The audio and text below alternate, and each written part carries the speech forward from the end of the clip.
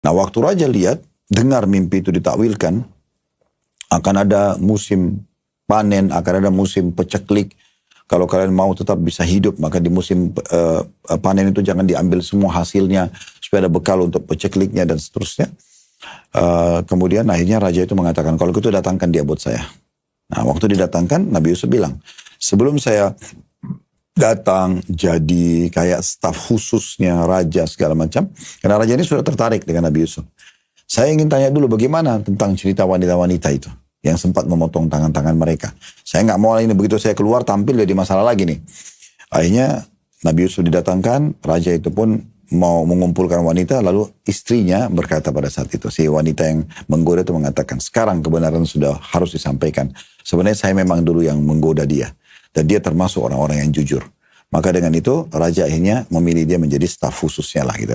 Maka Nabi Yusuf minta agar diberikan pengurusan perekonomian. Nah gitu. Kayak kita sekarang Kementerian Perekonomian. Maka Nabi Yusuf pun akhirnya menjabat pada saat itu. Nah setelah beliau menjabat, berjalan waktu, dalam Al-Quran digambarkan. Ini ayat cukup banyak ya, 100 ayat lebih dalam surah Yusuf. Kemudian saudara-saudaranya mendengar di Mesir itu ada orang yang menjabat sangat baik, memberikan bantuan dan segala macam. Mereka pamit sama Nabi Yakub, bisa nggak kita ke sana? Diizinkanlah. Nah, waktu mereka masuk ke istana Nabi Yusuf tahu ini saudara-saudaranya, tapi mereka nggak kenal. Nabi Yusuf sudah dewasa sekarang, udah berjalan, sudah dewasa, berubah gitu.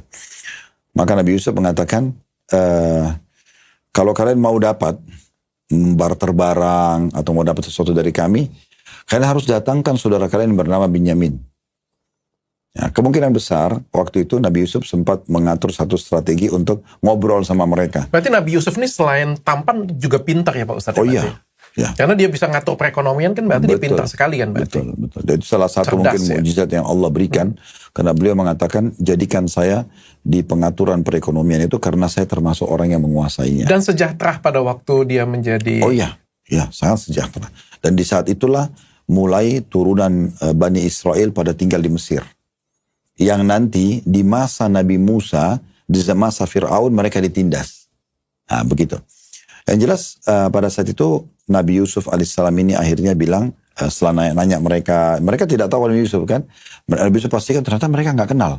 Dan mereka sempat sebutkan ada saudara yang bernama Binyamin, ayah yang bernama Yakub. Dan Nabi Yusuf mengatakan, kalau kalian mau nanti barter makanan,